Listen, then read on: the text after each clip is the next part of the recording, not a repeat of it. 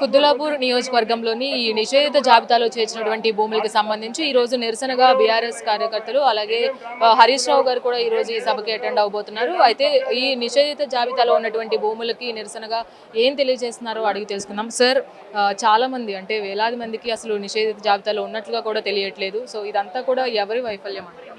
ఇది కేవలం ప్రభుత్వం ఒక వైఫల్యం స్పష్టంగా కనపడుతూ ఉన్నది. ప్రభుత్వం పూర్తిగా మొదటి నుంచి కూడా భూదొందలకు పాల్పడుతూ ఉంది.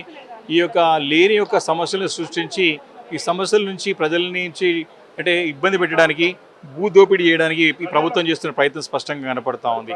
కాబట్టి ఈ 22 గతంలో క్లియర్ అయ్యి కాలనీలు డెవలప్ అయ్యి లేఅవుట్లు అయిపోయి ఇండ్లు అయిపోయినటువంటి కాలనీలను కూడా ఈరోజు అన్ని క్లియర్ ఉన్న స్థలాలను కూడా నిషేధిత జాబితాలో పెట్టి దాని ద్వారా 30% ల్యాండ్ని భూమిని లాక్కోవడానికి, డబ్బులు రాబట్టడానికి ప్రయత్నం చేస్తున్న ప్రభుత్వాన్ని గత నుంచి చూస్తూ ఉన్నాం. ఇది మొదటిసారి కాదు.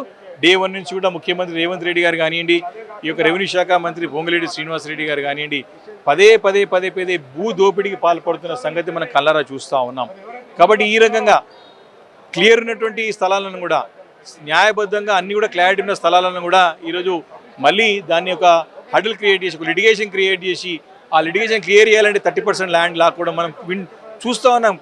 ఏ రకంగానైతే డైరెక్ట్గా పొంగులేటి శ్రీనివాసరెడ్డి రెవెన్యూ శాఖ మంత్రులు ల్యాండ్ గురించి భూస్థల యజమానుల దగ్గర పోయి భయభ్రాంతులకి గురి చేసి బెదిరించిన సంగతి చూసాం మనం. ఈ రకమైనటువంటి మరి ఒక అరాచక పాలన రాష్ట్రంలో కొనసాగుతూ ఉండేది. కాబట్టి ఈరోజు మా కుత్బుల్లాపూర్ నియోజకవర్గంలో కూడా అనేక కాలనీలు ఏవైతే అభివృద్ధి చెంది పూర్తి స్థాయిలో మరి కాలనీలు అయినాయో వాటిని కూడా నిషేధిత జాబితాలో పెట్టి ప్రజల్ని ఇబ్బంది పెట్టినటువంటి చేస్తున్నటువంటి ఈ యొక్క ప్రయత్నం, ప్రజలు ఇబ్బంది పెడుతున్నటువంటి ఈ యొక్క విషయం అవుతుందో తప్పకుండా దీన్ని ఎండగట్టడానికి బీఆర్ఎస్ పార్టీ మరి ప్రజలకు అండగా ఉంటుంది. మరి ఈ యొక్క అంశాన్ని మరి సుమారు తెలంగాణ రాష్ట్రంలో 1 కోటి ఎకరాలు అన్యాయంగా అకారణంగా ఈ యొక్క స్థలాలన్నింటినీ కూడా మరి నిషేధిత జాబితాలో పెట్టినారు.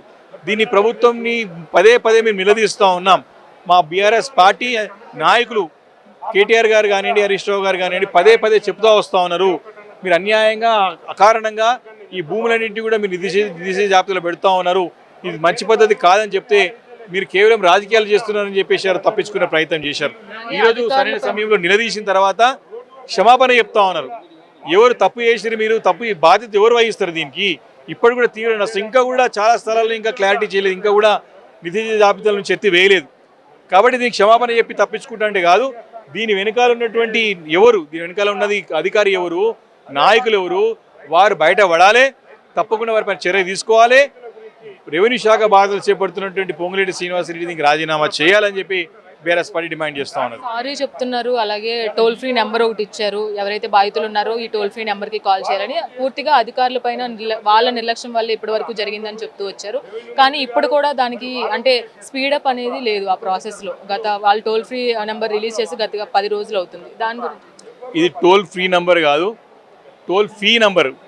ఆ డబ్బులు రాబట్టడానికి ఒక ఫోన్ నెంబర్ పెట్టారు. అది కేవలం వారి పార్టీ నాయకులకే పెట్టుకొని నడిపిస్తూ ఉన్నారు. కాబట్టి ఇవన్నీ కూడా ఎక్కడెక్కడ క్లియర్ చేయొచ్చు కదా. దరఖాస్తు పెట్టుకొని మళ్ళీ వాళ్ళ కార్యాలయాల చుట్టూ తిరిగి మళ్ళీ ఎత్తివేయాలంటే ఎవరు ఎత్తివేస్తారండి? కాబట్టి ఎవరైతే బాధ చేపట్టిరో కింది క్షేత్రస్థాయిలో అన్నీ కూడా పెట్టి ఎక్కడెక్కడ ప్రతి దగ్గర పోయి వాటిని వెరిఫై చేసి ఎక్కడెక్కడ తీసేయాలి. కానీ మళ్ళీ టోల్ ఫ్రీ నెంబర్ పెట్టి మళ్ళీ దరఖాస్తులు పెట్టండి, మళ్ళీ కార్యాలయాల చుట్టూ తిరగండి, మళ్ళీ మంత్రులకి ప్రభుత్వానికి డబ్బు చెల్లించండి అంటే మాత్రం ఉపేక్షించేది లేదని చెప్పేసి ఈ సందర్భంగా నేను చేస్తా ఉన్నాను. సో ఏవైతే ఈ నిషేధిత జాబితాలో ఉన్నటువంటి భూములు ఉన్నాయో వీటన్నిటికీ సంబంధించిన ఖచ్చితంగా వాళ్ళు సమాధానం చెప్పి తీరాలి. అలాగే టోల్ ఫ్రీ నెంబర్ కాదు, టోల్ ఫీ నెంబరు మళ్ళీ దరఖాస్తు చేసుకోండి. దరఖాస్తు చేసుకున్న తర్వాత మళ్ళీ ఫీజులు కూడా వాళ్ళు రుసుములు కూడా చెల్లించవలసిగా కూడా డిమాండ్ చేస్తున్నారు. కాబట్టి ఒకసారి గవర్నమెంట్ ఇదంతా కూడా అసలు అన్యాయంగా భూముల్ని యాడ్ చేసిన పరిస్థితి ఉంది. వీటన్నిటికీ కూడా సమాధానం చెప్పాలి. లేదంటే పొంగులేటి శ్రీనివాస్ రాజీనామా చేయాలి అని వివేకానంద గౌడ్ చెప్తున్నారు. వీడియో జర్నలిస్ట్ రాణాతో రాణి, మెగా 9 టీవీ, కుత్బుల్లాపూర్ నుంచి.